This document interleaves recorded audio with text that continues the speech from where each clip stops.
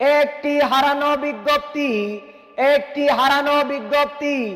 সম্মানিত এলাকাবাসী, এত দ্বারা আপনাদের অবগতির জন্য জানানো যাইতেছে যে গত ঈদের জামাতের পর থেকে আমাদের মসজিদের কিছু মুসল্লি হারানো গিয়াছে।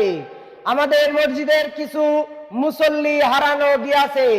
কুরবানি ঈদের আগে আমাদের মসজিদে সামনের কাতারে অনেক বড় বড় মুসল্লিকে দেখতে পেয়েছিলাম।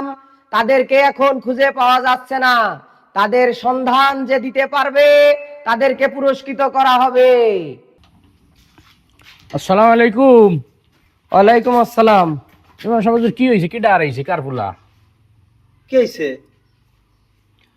এই যে আসরের নামাজের সময় নামাজ পড়াতে আসলাম আমি, ইমাম সাহেব, মুয়াজ্জিন আর খাদেম ছাড়া মসজিদে কোনো মুসল্লি খুঁজে পেলাম না। আপনি সভাপতি, আপনি সেক্রেটারি, আপনি ক্যাশিয়ার। মসজিদের সামনের কাতার একদম পুরো ফাঁকা, কোনো মুসল্লি নাই মসজিদে। এই জন্য বাধ্য হয়ে আমি মাইকিং করলাম। মাইকিং করা লাগে তো মাইকিং করবো না দেখি? কুরবানি ঈদের আগে সব সামনের কাতার ভরা, পিছনের কাতার ভরা, বড় বড় সব কুরবানিওয়ালা লোক। এখন দেখি নামাজের পরে ঈদের নামাজও শেষ, এর সব মুসল্লিও শেষ, সব হারাই গেছে। সবাই বেশি বলতেছে। আপনি কোন কুরবানি দেশে না, সবাই একটু ব্যস্ত, তো আসবে আর নেই। এখন সবার বাড়ি গোস্ত কাটাকুটি, আত্মীয় স্বজনের বাড়ি বেড়ানো, কত ব্যস্ততা না।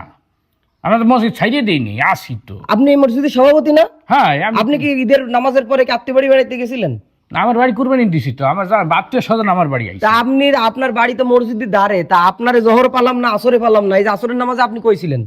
ওই বাড়ি আর কি, যে খালাতো বোনরা আইসে তো অনেকদিন পর দেখলাম গো। তো অনেকদিন পর খালাতো বোন দেখবেন না, নামাজে আসবেন? নামাজ ফরজ নাকি আপনার এই কাম জরুরি? এত চেতেন কে? একটু ঠান্ডা মাথায় কইলেই তো হয়। বছরের 2টা দিনই তো আমরা একটু। আরে রাখবো না মানে? বছরের 2টা দিন। আমার তো নিজের একটা পরিবার আছে, তাই না? আমারও নিজের সংসার আছে। আমি সেখানে সেই সংসার বিসর্জন দিয়ে আপনাদের মসজিদে আমি পড়ে আছি। আমি ছুটি নিলাম না, আমি আমার পরিবারের সাথে ঈদ করতে গেলাম না, শুধু আপনাদের এই কুরবানির জন্য। এটা আপনারা নিজেরা যদি মসজিদে না আসেন তাহলে আমার মনটাকে কি করি এখানে বলেন? না, তা অবশ্য ঠিক। আমি পোলাবান্দি পাঠাই দিব ওই মাগরিবের থেকে, ওরা এসে আপনার সঙ্গে নামাজ পড়বে, ঠিক আছে? আপনার বাড়ি পোলাবান পাঠাই দিয়েন তো। না, ঠিক আছে। তারপরে আপনি ইমাম সাহেব একটু ভালোভাবে কয়ে দেন যে সে যে এই বিষয়ে আমি সেক্রেটারি, সে সভাপতি। আপনি তো আমাকে ফোন দিতেন, আসেন নামাজে আসেন। নামাজের জন্য আপনাদের ফোন দিয়ে আনা লাগবে? ওরে আল্লাহ রে, নামাজের জন্য আপনাদের ফোন দিয়ে আনা লাগবে? তাহলে আর আমার আজান দেওয়ার কি দরকার? মসজিদে মুয়াজ্জিন রাখার কি দরকার?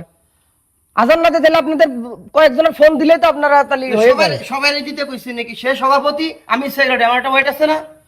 ও আল্লাহ, আমি কোন মসজিদে চাকরি করি? আল্লাহ রে, এই সভাপতি সেক্রেটারি যদি ফোন দিয়ে সব পড়তে হতে নামাজে আনা লাগে তাহলে? বসছি, হুজুরের মাথা গরম হয়ে গেছে। হুজুর, আপনার 3 দিন ছুটি, হ্যাঁ, আপনি বাড়িতে বেড়াই আসেন, বউর কাছে যায় নাই তো। হ্যাঁ, বলেন না, পরিবারের কাছে যায় নাই, একটু হিট হয়ে রয়েছে। আচ্ছা, আপনি ঘুরে আসেন। হ্যাঁ, আমি পোলাবান্দি আজান টাজান নামাজটা সব পড়াই দিবানে। হ্যাঁ না, আমার বোঝা হয়ে গেছে আপনাদের মসজিদে আমার চাকরি করা হবে না, বুঝছেন?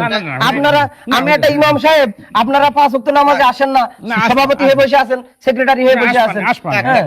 শুধু ইমাম সাহেব, মুয়াজ্জিন আর খাদেম নামাজ পড়ে 3 জন। একজন আজান দেয়, একজন মসজিদ পরিষ্কার করে, আর একজন নামাজ পড়ায়। মানিস যে টাকার গরম দেখায়েন না, টাকার গরম দেখায়েন না, বুঝছেন? একটা গুছাই দাও। ওই হুজুর ছুটি, আপনার ছুটি।